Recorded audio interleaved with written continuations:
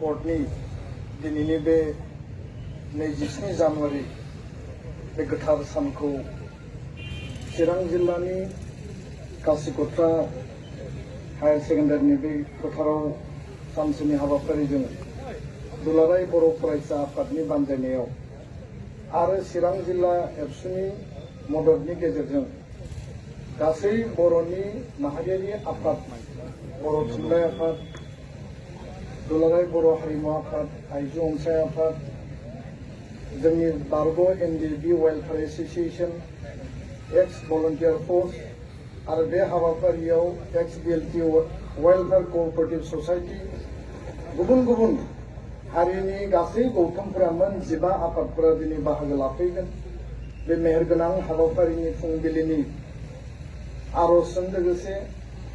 दुलाराय बर' फरायसा आफादनि गोथार फिरफिला बिरहोनाय बे बुब्लियाव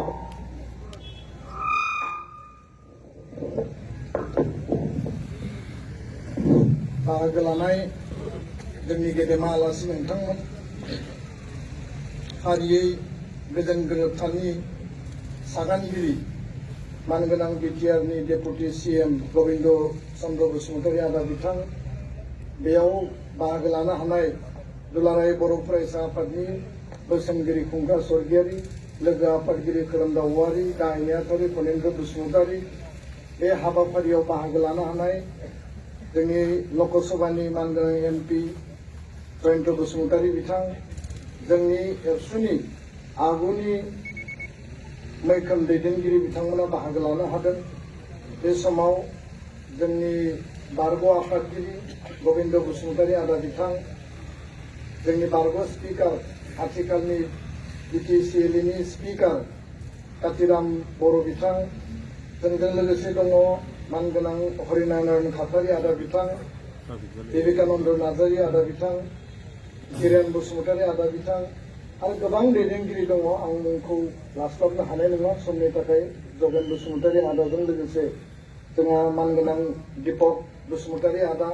सिएसबिनि चेयारमेन आगुनि एबसुनि आफादगिरि जोंनि ट्राइबेल संघनिफ्राय लानानै बर' प्राइमारि टिचार एसोसिएशननिफ्राय लानानै गोबांथार जोंनि दैदेनगिरिफ्रा बाहागो लानो हादों आं गिबियावनो जोंनि एबसुनि जिल्लानि दख'रानि दालाय आफादनि मिरुनि आरो फरायसा फरायसुलिजों लोगोसे गेदेमा आलासि साफ्रोमनिसिमबो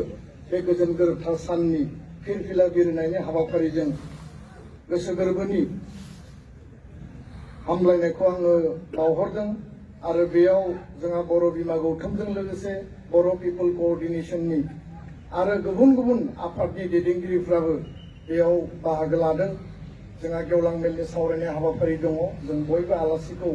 जों बेयाव बरायगोन आरो सिनायथि होगोन बे बुब्लियाव गिबियावनो दुलाराय बर' फरायसा आफादनि जानानै बर' माहारिनि जानानै जोंनि गेदेमा मुंख्लं 5,000निबो बारा बड'फा उपेन्द्रनाथ ब्रह्मनि सोमावसारनाय एबसुनि सोमावसारनायाव बिएलटिनि सोमावसारनायाव एनडिबिनि सोमावसारनायाव आलादा रायजोनि जि दाबिखौ लानानै बर' हारिया जि मोनसे सोमावसारदोंमोन जि मास पिपलनि रिभलिउसन खालामदोंमोन बे गासै संग्रामाव शहीद जानाय जोंनि मुंख्लं गेदेमा बिथांमोननि सोरगोआरि जिउमानि आलो गोजोननि थाखाय आनान गसाइनियाव आरज गाबदों आरो दिनैनि बे गोथार बुब्लियाव बड'फानि आदर्श सानथौ सानस्रिजों गेरेमसा माहारि दानाय आरो सेल्फ डिटारमिनेशननि बड'फानि जि मोनसे आलादा रायजोनि जि आन्दोलनमोन दाबिमोन आरो बिथांनि जि आगान जि दिन्थिनानै गालांनाय बेजोंनो बर' हारिया फैनानै दिनै बिएससि मोनसे मोनबाय बिटिसि मोनबाय आरो बिटिआर गोरोबथा मोनबाय बे मोनथामबो गोरोबथानि आन्दोआव जोंनि आफादफोरजों लोगोसे बड'फानि आदर्श सानथौ सानस्रिनि गेदेर जे बिहोमा आरो बिथांनि जिउआरि आलो गोजोननि थाखाय सोरगोआव बिथाङा जाहाथे अराय गोजोनै थानो हायो जोंखौ बोर सारस्रिहरथों बेनिखायनो आनान गसाइनियाव आं आरज गाबदों गोलाव बाथ्रा बुंनो सानाखै दिनैनि बे हाबाफारिखौ जोङो 5थि बिटिआर गोरोबथा सान महरै दुलाराय बर' फरायसा आफादा सागानगिरि आफाद हिसाबै इउडिपिअ आरो एनडिबिनि मोनब्रै हानजा जों अरायबो जोङो दैदेनगिरि आफाद हिसाबै जोङो फालिलांनांगोन सिबिलांनांगोन बे मोनसे गोजोननि गोरोबथा शान्तिनि गोरोबथा बियो मोनफुंनाय जाफुंसारनाय more autonomy more area extension more number of जोंनि काउन्सिल माने सीट एरेन्जमेन्टनि बेयाव बेबस्था आरो लोगोसेनो more power and function लोगोसेनो फाइनेन्सियेल अटोनमी बे गासैखौबो बिथा खालामनानै बिटिआर गोरोबथानि जे मोनसे बेसिक फाउन्डेशन बर' कसारी वेलफेयार अटोनमास काउन्सिल दानाय कार्बि आंलंनि बर'फोरनि जेंनाखौ सुस्रांनाय बे मोनसे अबजेक्टिभजों बिटिआर गोरोबथाया 6 सिडिउलनि बिथायावनो बेखौ मावफुंनाय जादोंमोन आरो दिनै बै समनि सागानगिरि मानगोनां प्रमद बर' बै समनि दुलाराय बर' फरायसा आफादनि आफादगिरि आथिखालनि बिटिआरनि चिफ लोगोसेनो मानगोनां गबिन्द बसुमतारी बै समनि एनडिएफबिनि आफादगिरि आथिखाल बिटिआरनि डेपुटि सीएम बै समनि एनडिएफबिनि आफादगिरि रन्जन दैमारी डिआर नाब्ला मानगोनां बिथां बै समनि एनडिएफबिनि गुबुन मोनसे हान्जानि आफादगिरि धीरेन बर' बिथां आरो लोगोसेनो सावरायग्रा सायखं बसुमतारी बिथांजों लोगोसे फेरेंगा रन्जित बसुमतारी बिथांमोन इउबिपिएफनि आफादगिरि आथिखालनि बर' कसारी काउन्सिलनि चिफ मिनेश्वर बसुमतारी आं गासैबो दैदेनगिरि बिथांमोनखौ आरो बे आफादफोरखौ गोसो गोरबोनिफ्राय आङो साबायखर बावदों बरायदों आरो इयुनाव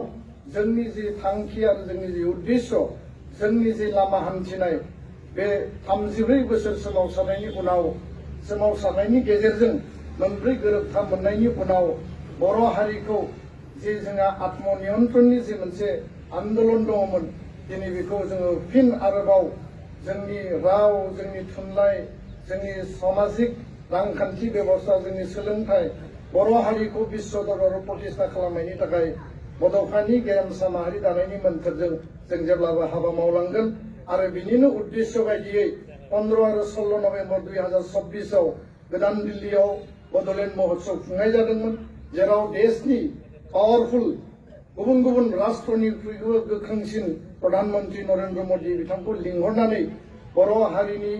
जिउ खुंनाय जिउ जारिमिन थांना थानायनि जिउआव शान्ति आरो माहारि गायसननायनि जि जोंनि आदर्शखौ जोङो दिल्लीयाव भारतनि राजथावनियाव जों गायसननायनि गेजेरजों स्वयं प्रधानमन्त्रीनि खुगाजों जोङो बे बाख्नायनायखौ मोननो हादों बरायनायखौ मोननो हादों आरो बेबायदिनो जोंनि इयुन लामा हान्थिनायनि जे जोंनि थांखि आरो उद्देश्यआ गेबें आरो गोथारै जेब्लाबो हाबा मावलांबाय थागोन आरो बड'फानि आदर्शखौ जोङो बिन्दो मोनसेबो दोरोदाबासिनो दिंग्रायाबासिनो गोथों लामाजों आल्टिमेट थांखिसिम बर' हारिखौ मुलुगाव गायसननाय जोङो उदां आरो आबुं जि मोनसे खुंथायनि जे बेबस्थानि थांखिजों सोमावसारदोंमोन दिनै गणतान्त्रिक शान्तिपूर्ण आरो राजनैतिक लबि पलिसिनि गेजेरजों गणतान्त्रिक आवाज आरो माने आर्गुमेन्ट आरो लजिकनि गेजेरजों जोंनि जि लेजिटिमेट राइट दङ बेखौ सानसे नङा सानसे जों मोनफुंगोन आरो बेनो जोंनि इसिङारि गुबै थांखि आरो बायजोआव जोङो हारि माहारिफोरजों गुबुन गुबुन हारि हारिसाफोरजों गोरोबलायनानै थानांगोन এসে গোটে মই ইয়াত সাংবাদিক বন্ধুসকল আহিছে বিটিআৰ শান্তি চুক্তিৰ এই সন্ধিখনত নিখিল বড়ো ছাত্ৰ সন্থাই সদায় বিটিআৰ অঞ্চলত শান্তি সম্প্ৰীতি আমি মিলা প্ৰীতিৰে আগবাঢ়িব বিচাৰিছো আৰু ইয়াত 30টা জাতীয় জনগোষ্ঠীয় সংগঠনক নিখিল বড়ো ছাত্ৰ সন্থাই